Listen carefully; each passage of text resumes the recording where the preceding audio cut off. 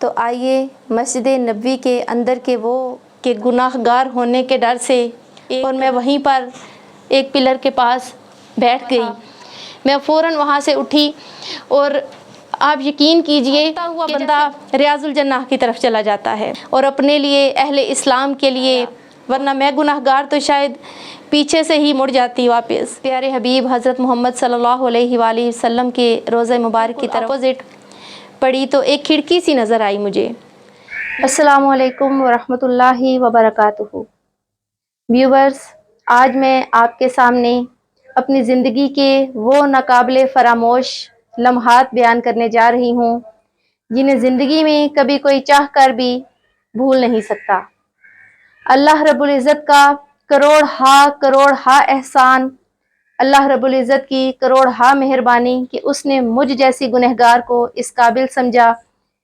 کہ اس نے مجھے اپنے گھر میں اپنے پیارے حبیب کے روضہ مبارک کے پاس بلایا۔ ویورز، تو آئیے مسجد نبوی کے اندر کے وہ تمام راستے جن سے میں عمرہ کے دوران گزری، آج آپ کے ساتھ ان کی یاد کو تازہ کرتی ہوں۔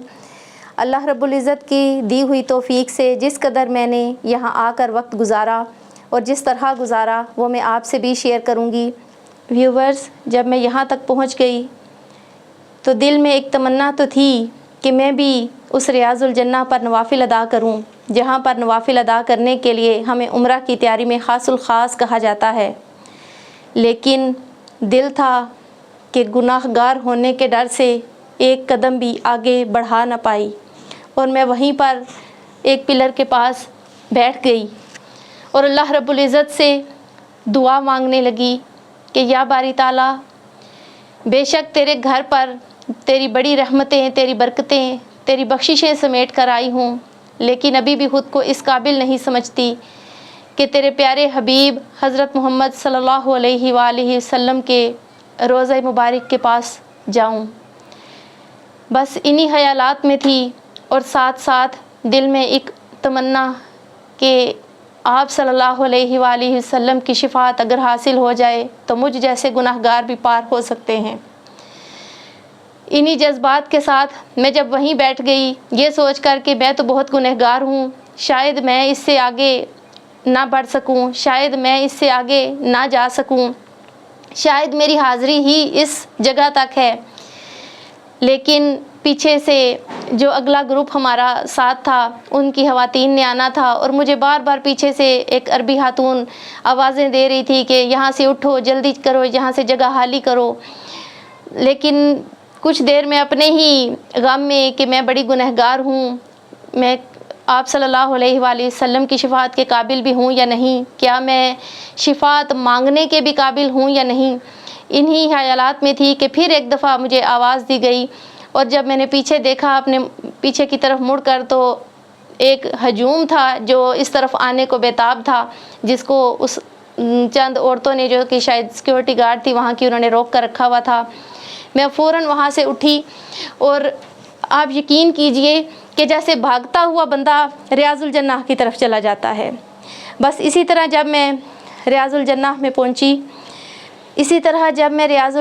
پہنچی تو اللہ کی دی ہوئی توفیق سے میں نے وہاں پر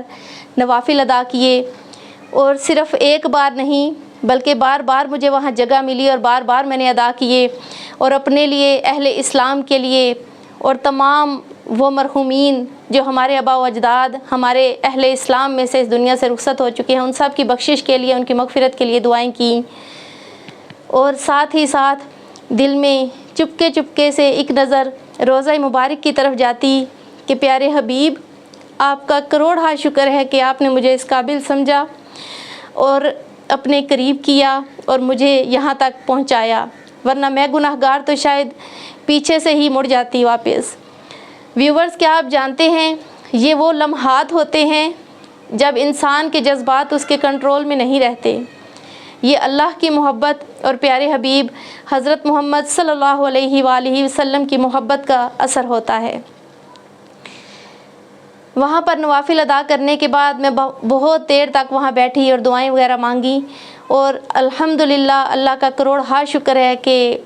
جو بعد میں ثمرات مجھے ملے، اور مجھے لگتا ہے کہ واقعی میری وہ ساری دعائیں اللہ رب العزت نے قبول فرما لی ہیں۔ व्यूवर्स, जब मैं नवाफिल अदा कर चुकी और प्यारे हबीब हज़रत मोहम्मद सल्लल्लाहु अलैहि वसल्लम के रोज़ा मुबारक की तरफ आंख उठाई तो यकीन कीजिए कि ज़ुबान तो बेइख्तियार दरूद पाक पर मचल ही रही थी, दिल भी पुकार उठा, अस्सलातु वस्सलामु अलैका या रसूल अल्लाह। आप सामईन हाज़रीन से भी गुजारिश है कि आप भी एक मरतबा दरूद पाक पढ़ लीजिए। और व्यूवर्स, आप सल्लल्लाहु अलैहि वसल्लम के हजूर दरूद पाक पेश करने के बाद जब मेरी निगाह उसके बिल्कुल अपोज़िट पड़ी तो एक खिड़की सी नज़र आई मुझे। मैंने फ़ौरन उसके ऊपर लिखी हुई तहरीर को भी पढ़ा जो उम्मुल मोमिनीन हज़रत हफ्सा रज़ी अल्लाह ताला अन्हो के हुजरा मुबारक की थी। जब उनके वालिद ने मस्जिद की तोसीह का इरादा किया तो उस वक़्त उन्होंने हज़रत हफ्सा का हुजरा, जिस जगह पर मैं अभी खड़ी हूँ, यहाँ से मुंतकिल करके थोड़ी सी जगह उसकी हटा दी, पीछे कर दी। लेकिन उनकी साहबजादी की ये ख्वाहिश थी कि मेरे घर की, मेरे हुजरे की खिड़की जो है वो इस रुख पर हो कि मैं आप सल्लल्लाहु अलैहि वसल्लम के रोज़ा मुबारक को देखती रहूँ। सुभान अल्लाह। और उनके वालिद ने उनकी इस बात का पास रखा और उन्होंने ये खिड़की रखी और इस खिड़की को लगभग 1400 साल हो गए हैं, ये इसी तरह ओपन है। और अल्लाह रब्बुल इज़्ज़त ये मोहब्बतें तमाम आलम इस्लाम में अता फ़रमाए। व्यूवर्स, आइए हम बाकी के कुछ मनाजिर मस्जिद नबवी के देखते हैं। व्यूवर्स, जब जब आप अल्लाह के हजूर हाज़िर हों उसके प्यारे घर में या प्यारे हबीब हज़रत मोहम्मद सल्लल्लाहु अलैहि वसल्लम के रोज़ा मुबारक पर, तो हम गुनाहगारों को भी अपनी दुआओं में याद रखें। उम्रा अदा करने के बाद जब हम मस्जिद नबवी में आए तो मस्जिद नबवी के चंद लम्हात जो मेरे साथ पेश आए वो मैंने आपके साथ शेयर किए। इसके बाद हम यहाँ से जन्नतुल बकी की तरफ गए जहाँ मेरी वालिदा माजिदा दफन हैं। वहाँ पर फ़ातिहा ख़्वानी की। ख़वातीन को जन्नतुल बकी के अंदर एंटर होने की इजाज़त नहीं है, हम बाहर मेन गेट पर खड़े होकर ही फ़ातिहा ख़्वानी करते हैं। तो तमाम वो मुस्लिमीन जो वहाँ पर दफन हैं, तमाम वो मुस्लिमात जो वहाँ पर दफन हैं, अल्लाह रब्बुल इज़्ज़त उनके मज़ीद दरजात बुलंद फ़रमाए और अल्लाह रब्बुल इज़्ज़त हम गुनाहगारों को भी इस काबिल करे। जज़ाकल्लाहु खैरन कसीरा।